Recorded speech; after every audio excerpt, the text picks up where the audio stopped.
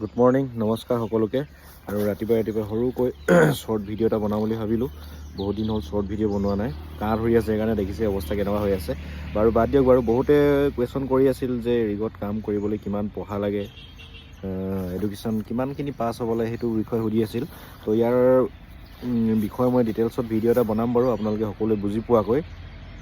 তো আপোনালোকে যদি ৰিগত কাম কৰিব বিচাৰিছিলে, আগৰ কথা আগতে বেলেগ কথা বাৰু, আগতে নপঢ়িলেও হৈ যায় বা মেট্ৰিক ফেইল হ'লেও হৈ যায়। কিন্তু আজিকালি জানেই কিমান পঢ়া শুনা ল'ৰা হৈছে, আৰু পঢ়া শুনা ল'ৰা হৈছে বেছি, কিন্তু কাম পাবলৈ কম হৈছে, মানে কাম পোৱাই নাযায়, ইমান এডুকেটেড ল'ৰা হৈ গৈছে। তো গতিকে আজিকালি মিনিমাম মেট্ৰিক পাছ লাগিবই, আৰু লগতে যদি ITI হয় বহুত ভাল কথা।